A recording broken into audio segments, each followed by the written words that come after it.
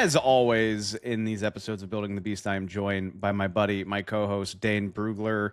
Which, Dane, I had a whole joke lined up for you about Ohio being like the epicenter of college football right now and also an NFL wasteland. At the risk of being mean, though, like I feel like that's been the case more often than not these last few decades. There's a theme, right? I mean, it's funny because I grew up born and raised Northeast Ohio, and Canton is a stone's throw away, so it's like where football started, and it's a very rich place for high school football. College football, it's not just Ohio State. I mean, everyone, the MAC is big here, Mount Union, obviously. So, but yeah, the NFL, it's just from the 90s till now, my lifespan, it's never been big for professional football, unfortunately, which is, it's a shame for all the fans in this area who live and die with those teams each weekend. At least Cincinnati has had a reprieve here these last 4 or 5 years, but this season feeling unfortunately really familiar for that half of the state too. But if you're listening to this as a draft person, you get to spend a lot of time hoping that maybe your team will come away with a Buckeye or two because there's going to be plenty of them. Yeah, I mean, I think both the Bengals and the Browns last few years, that's been a strategy is to let's just go to Columbus and see what these guys are doing, and it's worked out okay for both teams. But yeah, it's going to be another one of those years. Ohio State #1 in the nation for a reason, and I mean, is it just me or does it seem like really NFL and college there's maybe a little more parity this year? Like I know Ohio State's won But I don't know, like if they lost to Michigan again this year, I don't think it'd be like the craziest thing after what we saw happen last November. It just seems like this year is a little more wide open, NFL wise and college football in terms of the top teams. Like I'm watching those games last night, Monday Night Football. Like, and the NFC is like the top 12 teams have a shot. Like the Commanders are right now like the 12th team in the NFC in terms of record and some of those metrics.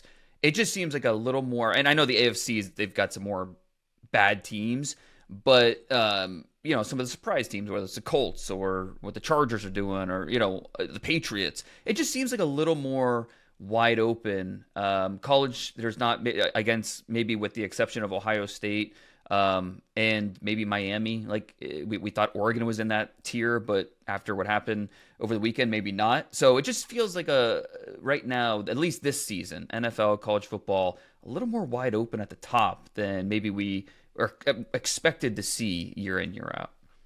You set me up for this beautifully, man. It's almost like we have production meetings Almost, or something. yeah. But that's kind of to be expected in the NFL. Even if this year does feel a little more wide open than usual, that's the NFL's whole goal.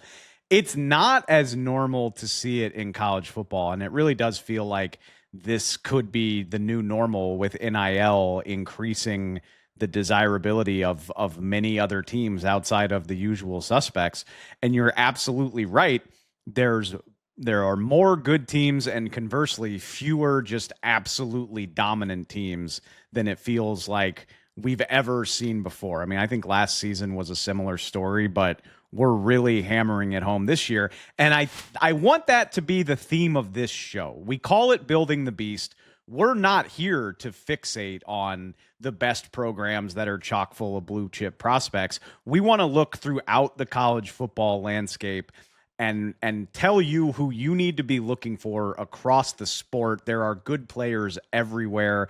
And the fact that there are more good players in more maybe uncommon places than ever before leads to some interesting results on Saturday. So the bulk of this show, what I want to do is talk about some teams that are surprising a little bit and climbing higher up the rankings, winning games maybe they weren't expected to win. And obviously, we don't really care what that means for the playoff picture.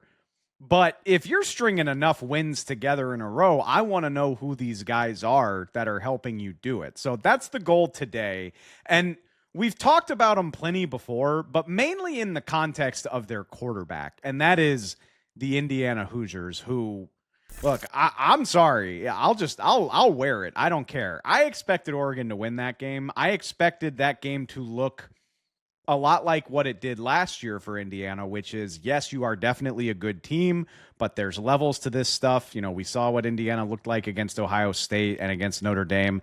And if you watched this game out in Eugene, Oregon, completely not the case here. This Indiana team, they won by double digits. They held Oregon to their only second half touchdown in that game was a pick six.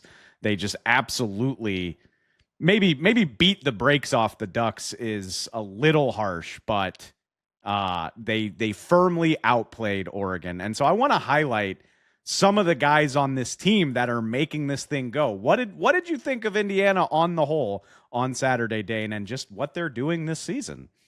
Yeah, I mean, along the lines of what you're saying, coming into the game, I think we were most interested to see the quarterbacks, right? Especially from a scouting perspective.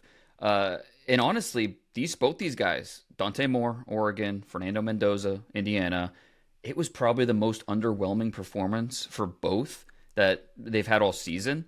And I think that speaks highly of the Hoosiers in that program and Curt Cignetti, that they can go on the road, win against a top 3 opponent without the quarterback truly carrying them. And I think that's because, I mean, let's look at it. Deep into the fourth quarter, let's say midway through the fourth quarter, it was a 20-20 game. There were swings back and forth. I think credit to both defenses, the way they played. The Indiana defense, they allowed 1 touchdown. And that 1 touchdown was a bust, that the safety was frozen by that sprint out action, easy throw over the top for Dante Moore. But I think I go back to these defenses. Neither of the offenses were very good on third downs. Through 3.5 quarters, Indiana was 2 for 9 on third downs. The 2 conversions were Mendoza with his legs and just taking the yards when they were there. But I think credit to Indiana for playing their best when it counted. The final 8 minutes of this game, Mendoza throws that pick six midway through the fourth quarter, like you mentioned, and then it was a bad throw. I mean, he tried to throw it off his back foot. He left it short. Credit to the freshman DB, made a play, returns it for the touchdown. So now Indiana, they get the ball back, and it's like, okay, let's see how they respond. They marched down and scored the go-ahead touchdown. They had 2 huge third downs, and they converted both of them. Mendoza to Elijah Sarratt. That was the theme of that drive. And it's the first one, beautiful pivot route by Sarratt, and then the back shoulder for the touchdown. Sarratt also had that motion screen that was a perfect call into the Oregon. They were running zone, and he picked up 30 yards on that play. So I give a ton of credit to Mendoza for eliminating that pick six from his memory and then just going down and helping win the game.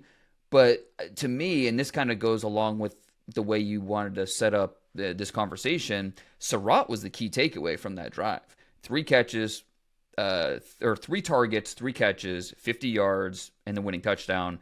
Love the connection that him and Mendoza have. The first play of the game was a 20-yard back shoulder. And that's kind of, they love to live outside the numbers, or at least outside the hashes. It's a very RPO-heavy offense with Indiana, and it's a lot of timing routes, a lot of routes where the receiver and quarterback better be on the same page, or it's incompletion at best, pick six at worst.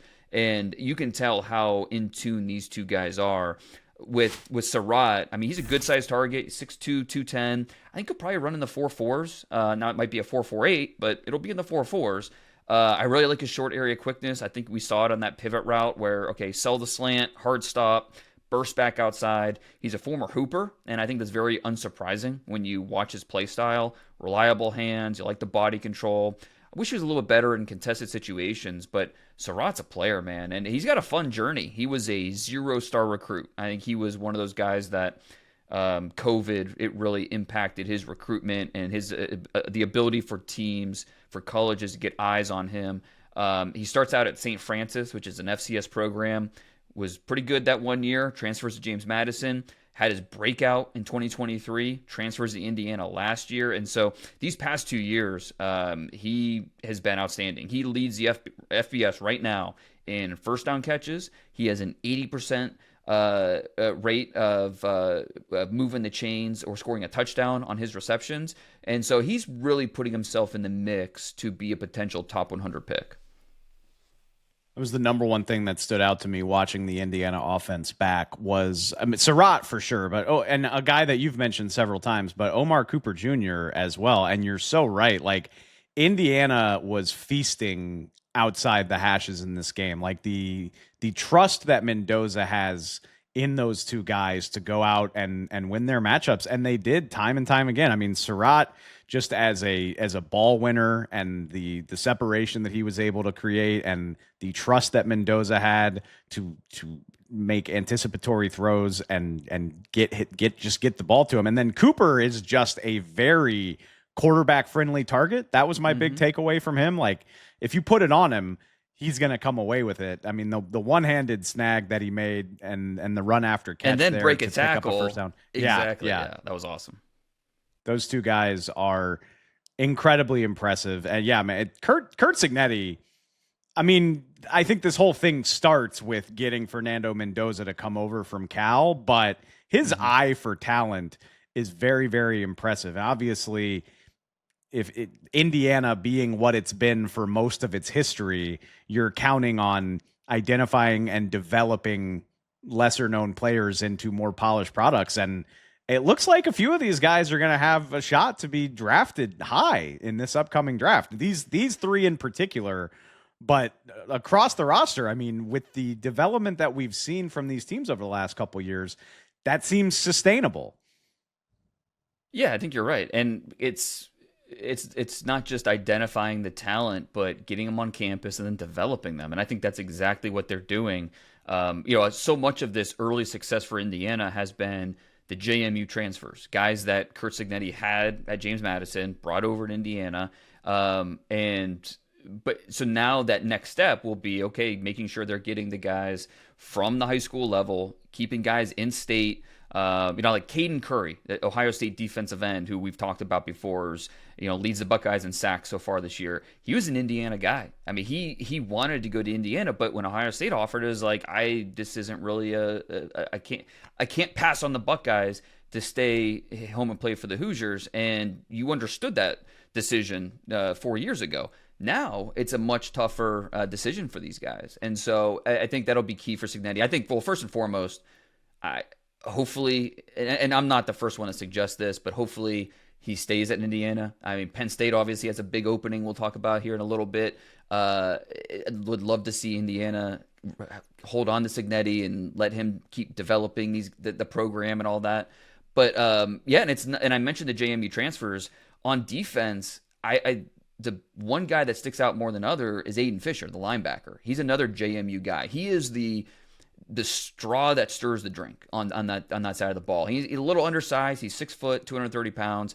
He feels small on tape at times, but man, the play speed, the instincts, he only knows attack mode. Sometimes that'll backfire a little bit, but he's instinctive. The scouts say that he's the best leader on the team by far. He's what holds the locker room together. All the intangibles are there that will matter to NFL teams. So the feedback on him has been early on day 3, but he's a guy that's going to stick because of the way he's wired, the way he plays, and just keeps impacting the game, both what we see on tape and then behind the scenes. I was really impressed by the way he navigated the trash against Oregon and just managed to be around the football no matter, there was a rep, I think it was in the third quarter, where he just ducked under a block and got to the ball carrier on like a little, quick screen to the receiver. And I mean, good college linebackers do that, but it's still cool to see against an offense that's done as much as Oregon's has. And yeah, I mean, considering it was at home and considering how glowingly we've talked about him, Dante Moore, not a great day at the office, and this Indiana defense, I mean, it was eye-opening. And Aiden Fisher, a name to know. Is there anybody else that stood out to you? I know Mikail Kamara, the defensive end out of Indiana, I think he had at least some sort of draftable grade during the summer. I don't know where that stands now, but across the board, this unit looked really good against an offense that we've been impressed by. Really well coached. They're buttoned up. Very assignment sound. I mean, really that bust for the touchdown. for Oregon's touchdown in the first half. That was really one of the few times watching the tape back where it was like, oh yeah, you got caught looking in the wrong place, and Oregon made him pay. Mikail Kamara, yeah, he led the team in sacks and pressures last year, and he's doing it again this year. He's not someone you're going to see pop up in first round mock drafts. Average size, average speed, but I like how he uses his length, and he has a good feel for timing in his rush. So that initial move, how to counter, he'll break out a spin move, he'll break out an inside long arm, and he'll do different things to mix up what he's throwing at you. So NFL scouts kind of viewed him as a late round guy coming into the year, and so it's been on him to kind of prove, hey, I'm a little bit better than that. Even if we're talking mid rounds, he seems like a guy you want as part of your defensive line rotation. And then in the secondary, at corner, D'Angelo Pons, he's small. There's no way around it. He's listed at 5'9", 170. I don't have official verifieds, but if he's listed at 5'9", 170, the official size is probably a little bit worse than that. He's just so dang competitive.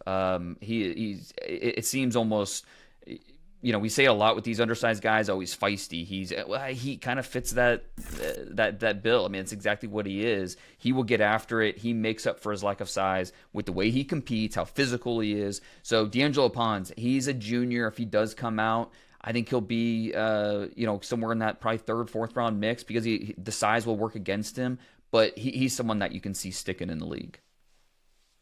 Be fun to see Indiana transition from the hunter to the hunted, because after a game like this, they are, I mean, if they weren't already on your radar, they're about to be. And the schedule doesn't look terribly daunting the rest of the way. I mean, they do have to navigate a road game to Penn State, even though they just fired James Franklin. That's obviously a roster with a lot of talent. Plus, the added wrinkle that perhaps Penn State will be sniffing around Curt Cignetti. I'm getting ahead of myself, but they now have to string together a second half of the season where the target is firmly on their back, if it wasn't already.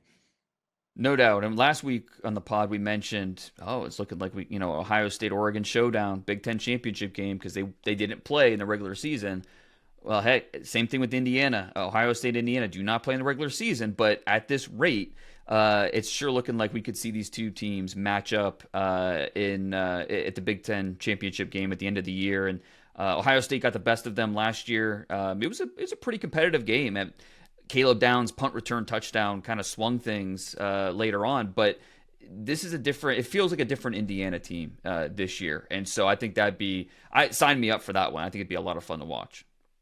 This is not important to our show, but just as general commentary, I am interested. I feel like in this new era of college football, I think it's less of a slam dunk that a Curt Cignetti would just leave Indiana for a program like Penn State. And we're going to talk about Penn State later in the show, but it feels like we talked about at the beginning. It feels like the playing field is a little bit more level, and I don't want to speak too soon, but I don't think those jumps to those sorts of programs are as automatic as they used to be. I think a school like Indiana has more options available to it to try to keep somebody like this. I'm interested to see how that goes. Well, and one area that I think we usually see a big difference between what we perceive as lower level programs and the top of the top is in the trenches, right? Where it's just these guys are just bigger, stronger, more powerful. But that did not look like the case on Saturday. And this is a very veteran Indiana offensive line. I don't think they're loaded with prospects.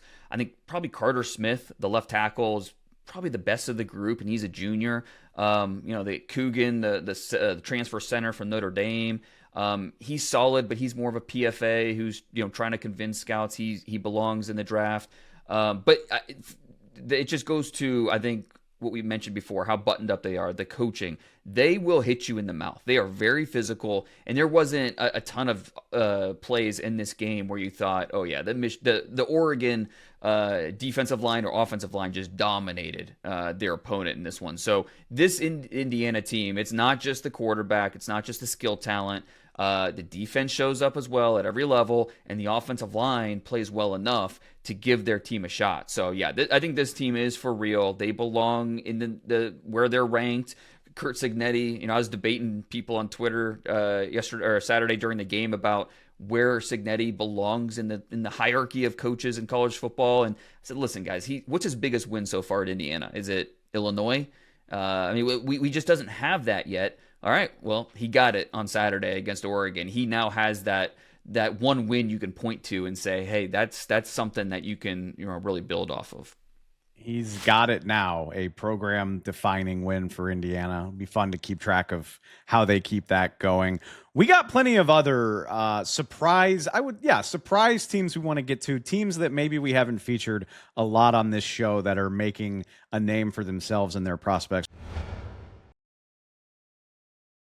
And the next team I want to talk about, let's be clear, this is not a Cinderella team. This is an SEC program that has put a lot of players in the NFL. We know all about them, but little bit of unusual territory for the Texas A&M Aggies, who I think it's worth highlighting after they beat Florida by 3 scores on Saturday.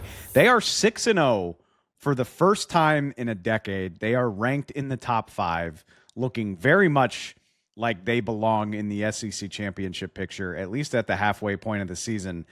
And I basically just wanted to know, all right, well, if you're good enough to start 6-0 as an SEC team and you played Notre Dame on the road early in the year, surely you got to have some NFL guys on your roster that makes you worth highlighting. And having, dug into it over a couple of days, I feel safe saying that is the case about this Texas A&M team. Yeah, I mean, the Aggies always have NFL guys, right? Like they, whether it's through recruiting, NIL, they're always going to get talent there. It's just, can they find enough consistency throughout the roster to stack wins? And last year it felt like maybe they were close, and then they fell apart later in the year. This year it does feel like, with the way that Marcel is playing at quarterback and some of the supporting cast, it feels like they have a shot to, because you look at the schedule, okay, Arkansas coming up. They have to go to Missouri, which we'll talk about Missouri here in a little bit. That's not going to be an easy game. But then, of course, at the end of the year, a regular season, Texas waiting for them, which will be a lot of fun just to see where both these teams are at the end of the season in their development. One development for the Aggies is Le'Veon Moss, now out with the ankle. He is a guy. That is a little bit of a bummer, yeah. No doubt. Because last year he was out. He had an ACL. So he missed like the last 4 games last year. And that was a bummer. That kind of punched his ticket to he's coming back. Maybe he went to the NFL after last year. Definitely coming back after the ACL. Now he's got the ankle. He's going to be out for a little while. Probably a month or so. He's your classic downhill, one cut tempo. He's going to press the hole type of back, and he'll break off a big run here or there, but he's a grinder. He'll get you those tough yards. He's going to get drafted, no doubt, and I still think he will. This ankle injury is not going to all of a sudden change that, but him not being out there will at least hurt this offense a little bit, and it's noticeable when he's not on the field. I agree with that, and I do think A&M's offense took a little bit of a step back in the Florida game after he went out with the ankle injury. But one thing that gives me optimism, if I'm an A&M fan, is holy hell, this offensive line, brother. I mean, if I'm an NFL fan that needs help on the offensive line, and maybe we're not talking about like top 10 guys, that's fine, but there are prospects all over this offensive line. Little nugget that I got from Saturday, and you see it if you turn on the game against Florida, which mind you, I know Florida's in a bad way by their standards right now, but their defense gave LSU, Miami, and Texas fits. Like they got talent on their defense. A&M ran the ball for 183, did not allow a sack or a TFL, and was not flagged. Their offensive line was not flagged in this game. They mauled these guys. And I came away impressed with like 2 or 3 different guys, but I think the guy I would mention first is their left tackle, Trey Zuhn, who also played center during this game, by the way. So dominance on top of versatility is very interesting to me. Well, and that's what scouts want to see, because he is a college left tackle who's going to move inside in the NFL. He just looking at him, he looks like a tackle because he's over 6'6". He's 315 pounds. But I think that his skill set, his arm length, he's going to move inside, whether it's guard or center. But the fact that he has that versatility, position flex, where in a pinch you need him to move to guard, in a pinch you need to move outside the tackle, that is absolutely something that's going to help him come draft day when he's in a stack of offensive linemen. And it's like, all right, well, let's take the more versatile guy. So yeah, Trey Zuhn, definitely someone who is in. Everybody wanted him out of high school. I mean, Ohio State wanted him. I mean, he was a highly recruited player. Started almost immediately after he got on campus, and so he's got a lot of experience. And really that entire left side of the Aggies offensive line. Bisontis, the left guard, he's a junior, so he'll have an NFL decision to make after the year. Both these guys, when they're working in tandem, it's a lot of fun to watch. It's they work off each other really well, communicate really well. But I think you could say that about the entire offensive line, like what you were referring to. That's something that will help this team a lot. And I know they've got LSU still on the schedule too. Watching this A&M offensive line against that LSU front seven, that'll be something that's a lot of fun to watch. I know I don't have to tell you about that LSU front that they've. No, I won't even say the front, but the front seven. We got to include those linebackers in there. That A&M offense against LSU defense will be must-see TV for sure. And I mean, not to take any credit away from Marcel Reed, but watching them against Florida, my guy was statuesque in the pocket, just completely unbothered by any pass rushers, the way that they were just walling him off. I mean, Zuhn has allowed 3 pressures, 1 hit, and 1 sack on the season. You mentioned Chase Bisontis, the left guard, 5 pressures, no sacks. Again, that's on the season. Just absolutely silly numbers, even by college football standards. And yeah, it's helping. It's helping everybody out. Wide receiver Casey Concepcion is another guy that I think you got to mention. There's a lot of talent on this A&M team, but I just feel like the offensive line is giving everybody a chance to show their stuff. I think you're exactly right. Now, on defense, I think is where they've got some holes, but they also have a lot of talent. Taurean York, the linebacker, to me, he's kind of the key to this defense. You watch him on tape, and he feels like the extension of the coaching staff on the field. The football IQ, the communication skills, the play speed. He trusts what he sees, and he goes. It's fun to watch when it's clicking. Now, he has safety size. I mean, he looks like a safety out there, even though he plays linebacker. That complicates the evaluation a little bit. But he's an easy player to like with just the way he plays, his smarts. And a guy we've talked about before, Cashius Howell, the pass rusher. And as a prospect, he's going to be really interesting because he's, to me, more of a DPR, that designated pass rusher, 6'2", 250. But I love how much violence that he plays with, and there's twitch in the way that he attacks, whether it's against the run or as a pass rusher. So, that helps him get off blocks. It helps him avoid blocks. I have my doubts that he's going to be an NFL starter, but I want him in my rotation on the edge, a guy that you're going to bring him fresh off the bench, and he's going to give you quality reps. And so that, does he get drafted maybe early day 3? Does he sneak into the top 100? Maybe. I don't know. But as a projection to the next level, I like him as a rotational player who I know I want as just those fresh legs coming off the bench and giving me quality reps. I heard from a scout this week that if Howell had like longer, more prototypical NFL style arms, we'd be talking about him like in the Ruben Bain sort of breath, which when you watch him play, not just violence, dude, but a real chip on his shoulder is probably the nice way to say it. Like he is a sassy player. He's going to let you know that he's kicking your ass. For reference, so he, for defensive ends, for pass rushers, you want at least, you would love over 34-inch arms, but you want at least 33, and maybe you can live with 32 and a half. He has under 31-inch arms. That's an issue. That's something that it works against him when it's just physics, right? I mean, it's when you're going up against long levered blockers who can attack you before you can get to them. And in the NFL, those guys can control you. And so that's part of why I say I think he's a DPR, but I don't think he's a nothing versus the run because of that violence you're talking about. So yeah, I because of some of the way he's built, I think it'll be tough for him to be a starter, maybe even tough for him to go top 100. But somewhere on day 3, he's a guy that I think teams will look at and say, yeah, we want him as part of our mix on the defensive line. If you've been listening to the show all season, he was the guy that had 3 sacks in a row against Bowling Green. And it felt like a novelty at the time. And you're like, okay, well, how much does it mean if you get 3 sacks against Bowling Green?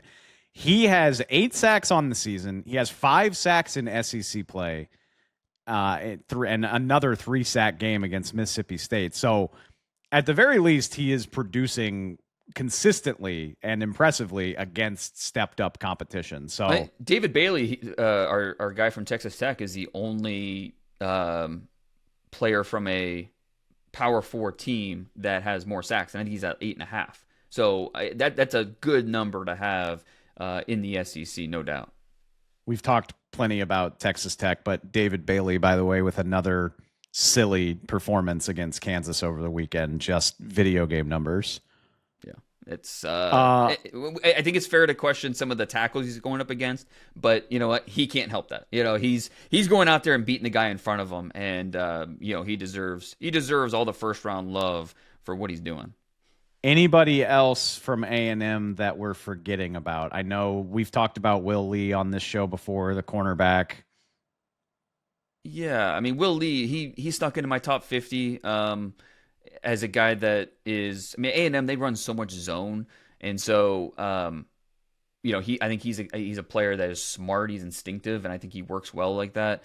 You know, the other corner there, Des Ricks, he's super talented. I think it was the Auburn tape where he really stood out. It's like, okay, this guy's a player with how talented he is.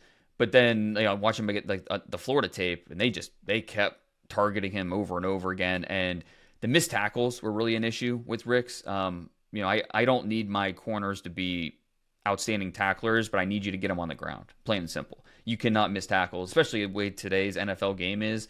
How much of the NFL game is played on the edges? I need you to be able to tackle, and so that's one area where you know, Ricks needs to get better. But man, he's talented. So I think this A&M secondary, they've got some dudes that we'll be talking about as NFL players. Not trying too hard to poke fun at my Aggie friends, but talking about Indiana, A&M is a program that hasn't always thrived in the spotlight. And so I think this is a huge opportunity for this team. Their next 3 games, you mentioned them, Arkansas, LSU, Missouri. Not only is that a fairly formidable slate, but they're all road games. And Arkansas is in Fayetteville, by the way. They're not playing that at Jerry World the way that they often have. So a true road game. I'm curious to see how they handle it. And it will say, like I said, it'll say a lot to me if they can handle the spotlight of being a top 5 team and undefeated this late into the year and keep it rolling. But they look good enough to do it, which hasn't always been the case. Right. So it's SEC's tough to go through. It's just a gauntlet, right? And so, but they deserve their praise for what they've done here for the first 6 games. Let's keep it rolling. I just mentioned them. We'll just stay in the SEC. And they actually lost on Saturday, but similar to Indiana, Dane, I went into the Missouri-Alabama game, and in my head, I was like, okay, Missouri, you're 5-0. That's very nice for you. We're all very proud. But Ty Simpson is playing great, and this is Alabama, and Alabama seems to have shaken off whatever happened to them in week 1. And to Bama's credit, they got the win late against the Tigers, but Missouri absolutely looked like they belonged on the field in this loss to Alabama, where they had a chance to win it. I hate to pick on Bo Pribula, but he had a guy wide open on that final drive on the pass where he eventually threw the game-sealing interception. This very easily could have gone in Missouri's favor, and we would definitely be talking about them. But halfway through the season, 5-1, much better than we've come to expect from Missouri. Who do you want to highlight as to why that might be the case? I know where I would start, but what do you think? I mean, he's not draft eligible, but Ahmad Hardy, the true sophomore running back, I mean, he's I was so disappointed when I looked him up know. a few weeks ago and found out that he's not eligible. I was like, damn it. Yeah, I know. He's so much fun. Like, the contact balance, how strong he runs. My gosh, he's fun. He arguably the best running back in the country. In terms of production and what he does. So yeah, he's a lot of fun. And no matter what, he's going to give Missouri a chance to win every single week because of what he brings in the ground game. I would start with the defensive line. Where were you going to start?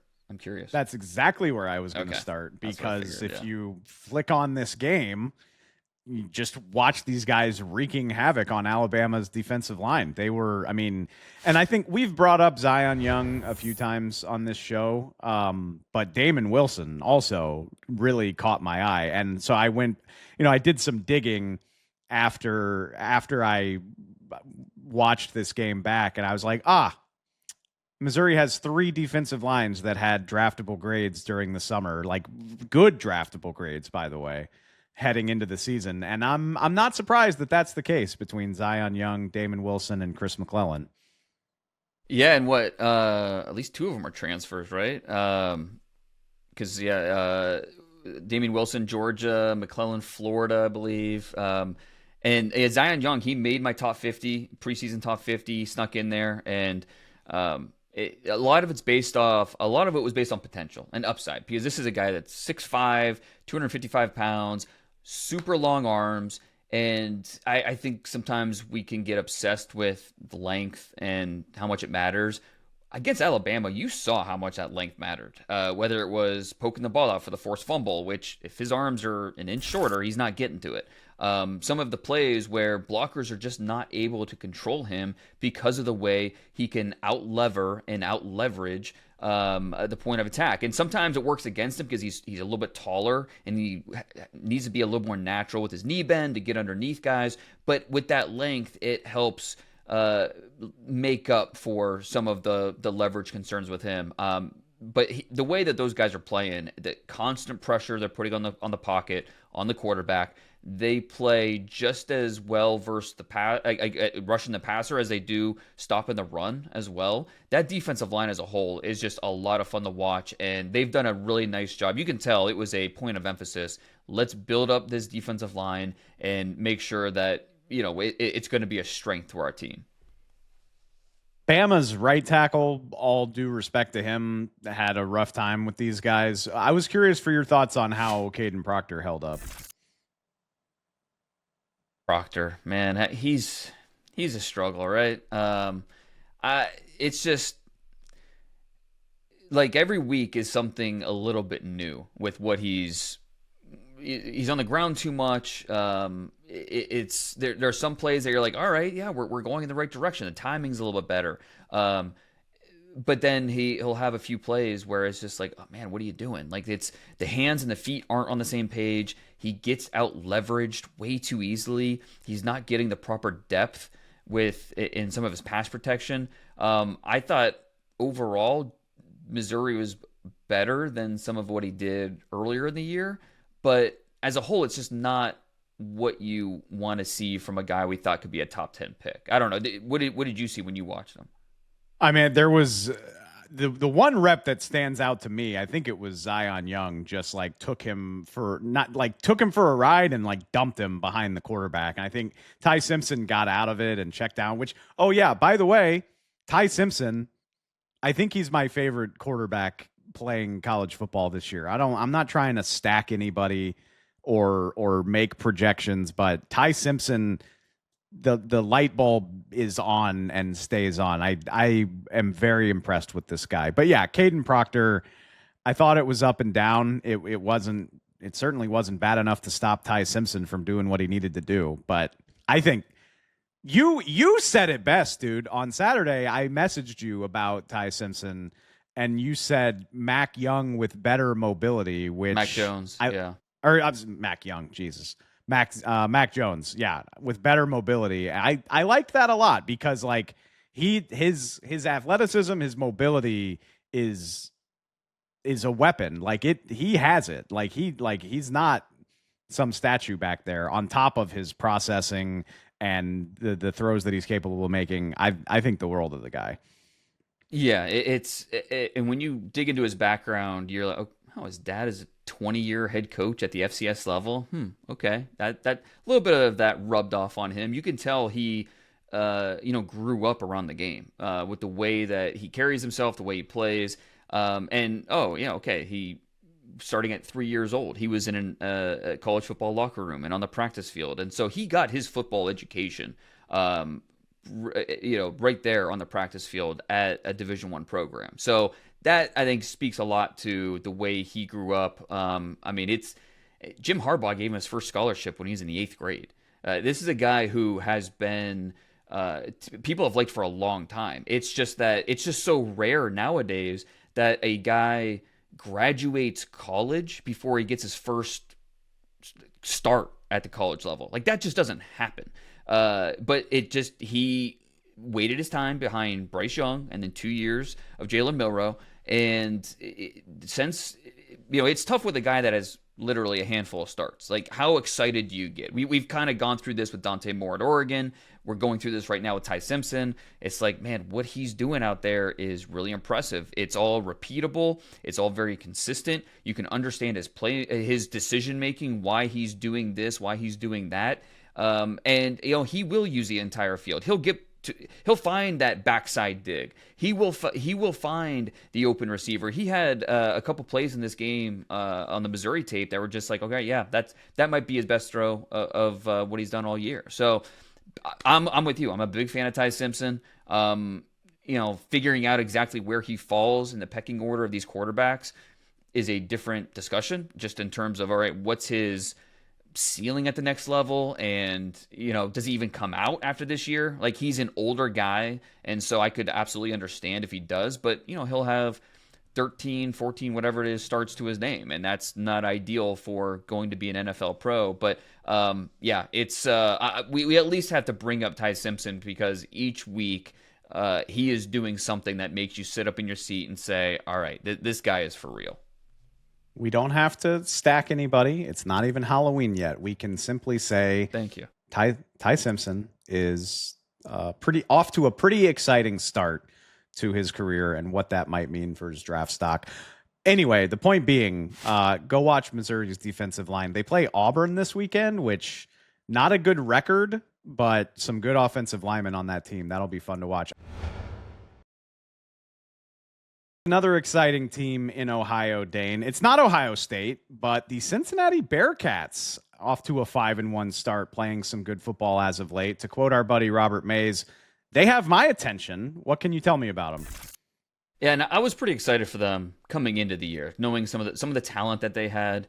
But they looked just awful in the opener when they lost to Nebraska, and so it was like, okay, well, maybe this just it's not coming together. All right, well, after that, they've played really well, and they're getting better and better each week. Brendan Sorsby, the quarterback, is a fun player that we're not talking enough about.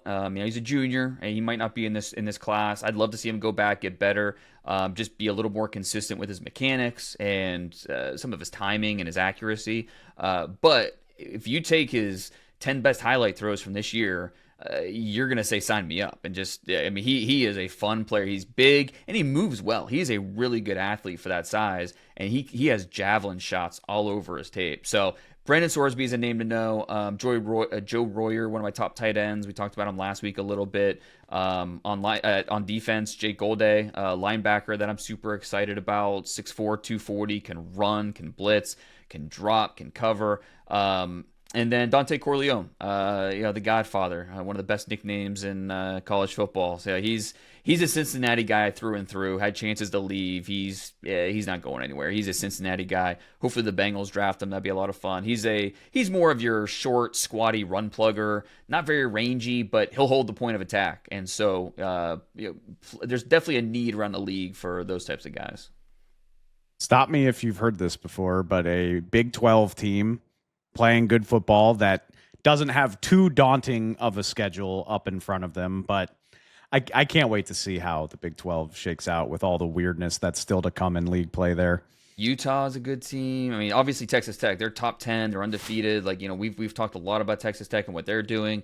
I mean, Arizona State's one of those teams that is going to play spoiler down the stretch for these teams, and we're going to look up in November. They're going to be right in the mix. So yeah, it's going to be the Big 12 for as I don't want to call them mediocre, but all these teams are a little more on the same level, and so we'll see if Texas Tech can actually follow through, or if a team like Cincinnati might take the lead. It'll be a fun college football storyline to watch the rest of the way.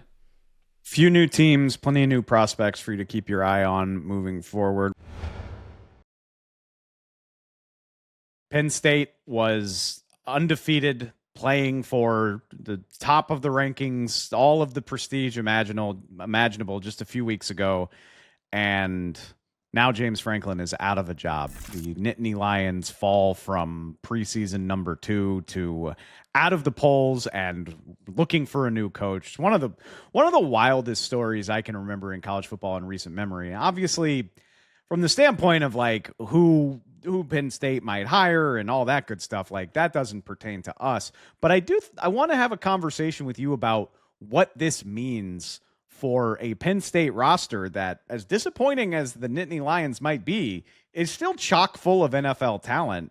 And I do think this is a really interesting storyline to watch, how those guys respond to one of the most disappointing seasons in recent memory, and kind of digging out of that and understanding that you still have a job to do if you're trying to get drafted into the NFL, and what that might look like. What a tightrope. I mean, if in double overtime game against Oregon, if Oregon doesn't get that touchdown, I mean, Penn State wins that game, and who knows what the last 2 weeks look like against UCLA, Northwestern. It's crazy. But whenever we have a midseason, high-profile firing like this, I'm always a little more interested in the prospects on that team, because I want to see, okay, who shuts it down? Who goes into cruise control and has one foot out the door? And then who really digs in and focuses on keeping the team together and saying, I still have a chance to put good things on tape. And that's something that will matter through my draft process. So Penn State's a great example for this. If you want to talk about coaching candidates and all that, that's a different podcast. Listen to Bruce and Stu and those guys. But we're going to talk about the prospects. And I think for Drew Shelton, left tackle, he's a great example for this, right? I love the size and speed. 6'5", 305, outstanding foot quickness. The athletic ability is outstanding. Still just 21 years old. He's a young player, but inconsistent physicality, especially in the run game. That's where it really shows up. And he just struggles to counter power. And if he can't do that in the Big Ten, good luck doing it in the NFL. So in terms of talent, Drew Shelton's a clear first-round talent, but the tape isn't close to first round. So I'm very eager to see the second half of the year. What does that look like in terms of his development? Can he turn it on, flip the switch? Because if he can, he'll probably end up going high. But if he can't, he'll be a tough guy to really put your stamp of approval on in the evaluation process. And I think there's a few guys like this. Nick Singleton at running back has not been a great year for him. Zane Durant, defensive tackle, has flashed. He's had his moments, but consistency is not there. Same thing with A.J. Harris at corner. These are all top 100 type of players. Zakee Wheatley at safety, same type of thing. So all guys we thought would be, at worst, day 2 players. And so very eager to see how they respond in a program shifting week. And I'm the biggest guy, Drew Allar, right? Who is, I was going to say the elephant in the room is that Drew Allar won't be part of it, unfortunately. He would have been on that list too, as guys I can't wait to see the second half of the year just to see how things change. But yeah, his college career is now over, which is a bummer for him and bummer for his evaluation. Had an ankle injury. Sounds like it's pretty serious. The first month of the year did not go according to plan, what he wanted to do and what Penn State was hoping to see, what scouts were hoping to see. And now he doesn't have the second half of the year to iron out some of those issues and show improvements. And guys get better. Guys improve. And we really could have seen that from Drew Allar the second half of this year. But now we don't have that opportunity. And it really puts his draft projection in limbo, because, and we don't know all the details yet about the ankle and surgery, and we just don't know when he'll be back and healthy. But this puts his ability to play in an all-star game, that puts that in limbo. Can he work out at the combine? Who knows? We don't know how long this is going to take. I still think Allar is going to be drafted probably on day 2, but the pre-draft process is key if he's going to be drafted, say, early day 2. The Will Levis, the Tyler Shuck range, where 33 to 40, or are we talking about he's going to be a mid to late 3rd round kind of dice roll where a team, we see the talent, we don't really feel great that he's going to turn in anything, but we'll take that chance. And so I think Drew Allar, his draft projection is really up in the air right now. As first and foremost, he needs to get healthy, but then teams need to figure out, okay, where is he in his development, and then how much better can he be? Or is what he put on tape, is that just kind of who he is, and the upside is maybe not as high as we were hoping for over the summer? It speaks to just how talented the guy is that like day 2 is still a possibility based on what we saw this season. But I mean, the flashes, we don't have to relitigate this whole thing, but the flashes are that enticing that, assuming everything checks out with the ankle, that makes perfect sense to me. And even if I haven't been a big believer and wasn't a big believer coming into the Oregon game and the meat of their schedule, I really hate it for him, because if he's healthy, Penn State has had the potential to be such an intriguing team. I mean, they play Ohio State and Indiana like soon. And as disappointing as they've been, what an opportunity that could be to sort of rewrite the script and just take everybody by surprise. That is still on the table, I suppose, but it's easier to imagine if Drew Allar is part of it. And I hate it for him that this will be his final impression going into the draft process. Yeah, it's a bummer. And he's a guy that we have to remember has not been playing quarterback for a long. He didn't become a full-time quarterback until high school. Like, he is still learning on the job and figuring things out. And so that's why I thought the second half of this year was going to be such a big part of the evaluation process for him, just to better understand him as a quarterback. And yeah, like you said, with some of those big games still on the schedule, just as a measuring stick to see how he would do against that Ohio State defense. That is just nasty. And I'm biting my tongue so I don't talk about Arvell Reese again. But I kind of want to. And then Indiana as well. So yeah, it is a bummer all around. But at the same time, it's still an opportunity for guys like Drew Shelton and those other guys we talked about to kind of make a statement, even though the season is, for all intents and purposes, over for them. I will brag for you, Dane. Don't worry. You were on Arvell Reese in late August and early September. So if you listen to this show, you're like, yeah, I've known about Arvell Reese. I feel like so freaking good.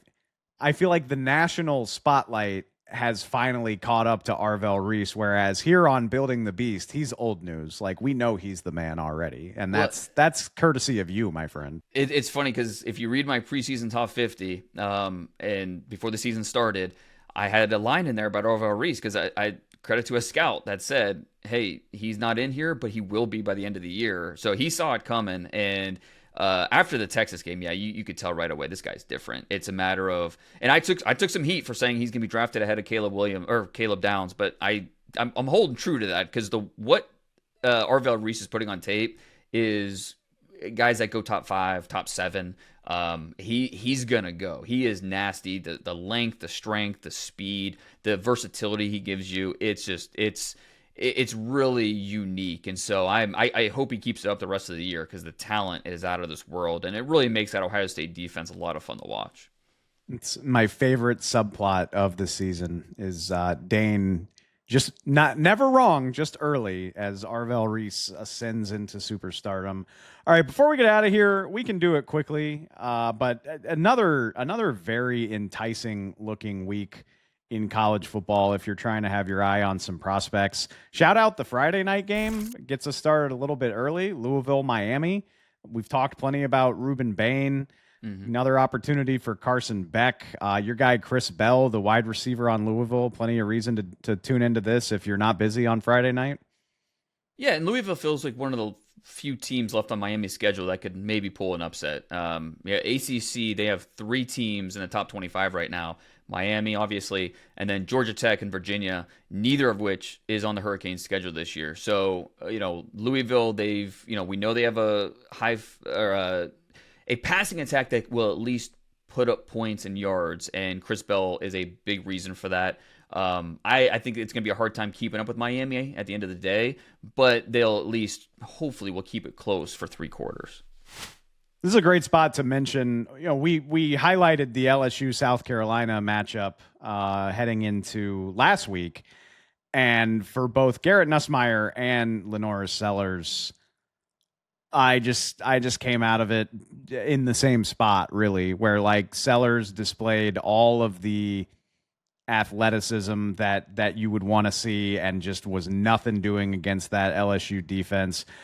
I gotta pull up the stat. Hang on. I saw this on Tuesday morning. Yeah. Cole Kubalik, who had the sideline for the LSU South Carolina game. Shout out to him for this. Lenoris Sellers ran 19 times for 22 yards against LSU.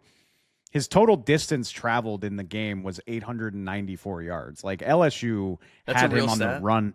That according to Cole and according to Teamworks, that like they had, and I believe it. If you watch the game, I completely believe it. So nothing doing for Lenoris Sellers against LSU, and Garrett Nussmeier, very much more of the same, in my opinion. So big opportunities for both of those guys again. Sellers gets Oklahoma this weekend, and Nuss gets a surprisingly good Vanderbilt team on the road. So one more opportunity for one of these guys to make a bigger statement than they did against each other. I was a little more optimistic after watching Nussmeier and LSU. Nussmeier looked healthier, which is a good sign. He did look better throwing the football. That is fair. He had 2 just horrible. One was it was the interceptions. One was a horrible decision in the red zone. The other one was just an overthrow that turned into an interception. But and those, unfortunately, I think are going to be part of Nussmeier's game. That's who he is going to be. And so that's part of the Tony Romo comparison. Tony Romo's a guy that he had 18, 19 interceptions, in the NFL in a season. Like that's just, he will throw it to the other team because he's so eager to go make a play and gives his guys a chance. And sometimes that will backfire. I just think that's who Nussmeier is. But he's another guy that, again, has a second half of this year to put good stuff on film and, really convince teams that, hey, I can be a starter at the next level. Sellers, he had trouble, and it's more of his supporting cast than I think anything with him, but he really had trouble seeing the field against LSU because he was feeling pressure after a second and a half. And so going up against Oklahoma, which Oklahoma is the number 1 ranked defense in the FBS, it's not going to get any easier. The pass protection's tough.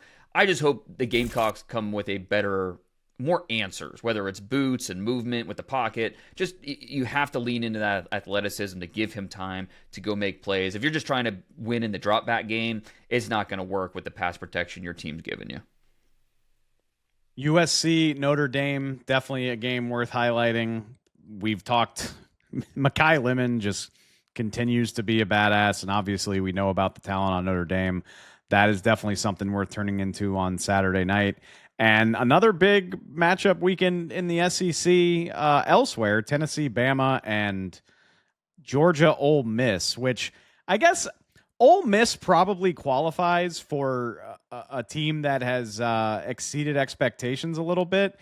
I didn't know what else to say about them after barely escaping Washington State on Saturday morning, but a huge opportunity for them. And I mean, if they put their best foot forward against Georgia, I'm going to be asking you what else is going on with Ole Miss besides just the fun story of Trinidad Chambliss, who is playing well, man. I mean, I still don't know that he's going to get drafted, but it's all of a sudden more of a conversation than what we would even have guessed coming into the year. So credit to you. You wanted to talk about him quicker than I ever did. I'm gonna put that feather in my cap for sure. Well deserved. I'm eager for this one to see how that Ole Miss offense does against this Georgia defense, specifically C.J. Allen. He was everywhere on the Auburn tape. I mean, whether it was dropping into coverage, working downhill, the range, sideline to sideline. The tape reminds me so much of Roquan Smith when he was at Georgia. And I don't want to put that on Allen necessarily, but I still think this is a first-round pick playing at linebacker. And it speaks to this linebacker class is just, it's crazy. I mean, when we did my top 3 last week, it was Arvell Reese, C.J. Allen, and then Sonny Styles. But we couldn't stop there. We had to talk about the LSU guys. We had to talk. I mean, there's a lot of linebackers in this class that are really fun, and Allen's near the top of that list. USC Notre Dame is going to be fun I want to see the USC receivers against the Notre Dame corners. Leonard Moore is one of the best defensive players in the country for Notre Dame. He's a sophomore, so we're not talking a lot about him because he's not draft eligible just yet. But Christian Gray is a good player. Mikail Lemon, he lines up primarily in the slot. 2/3 of his snaps will come in the slot. And so what does Notre Dame do they move their corners around? Do they still play their traditional nickel defense? But I'm eager to see that. I can't say enough good things about Lemon and what he does out there. And then I want to mention Jaden Mayava, USC quarterback, who we're probably not talking enough about. And you think about all the quarterback prospects or recruits that Lincoln Riley has had, a lot of 5 stars, a lot of high recruited guys. Mayava was a 3-star guy. He was like the 1,000th best recruit coming out in 2022. Had that one productive year at UNLV, transfers to USC. Last year, pretty inconsistent. There wasn't a lot of hype coming for him coming into the year based off what he did last season for the Trojans. But the way he's playing this year, it's been really fun to see Riley develop him. And aside from one really bad decision against Michigan that turned into an interception, he played a pretty clean game. And so I think the run game with what USC is doing with their running backs, it was a walk-on that did it against Michigan, so they're deep there. They're going to South Bend. That's not an easy place to go play, but I think this should be, with the way USC can score points, this should be an interesting game. There was a stat a week or two ago about how 6 of Lincoln Riley's quarterbacks are starting in the NFL right now. So we should absolutely be paying attention to Jaden Mayava. That is a great call. Looking forward to that one. Looking forward to another weekend of college football. Thank you again, Dane. Thank you to y'all for listening. And rest assured, on the other side of it, we'll be back talking prospects. Until then, talk to y'all soon. Thanks for watching. Follow The Athletic Football Show wherever you get your podcasts. And don't forget to subscribe on YouTube.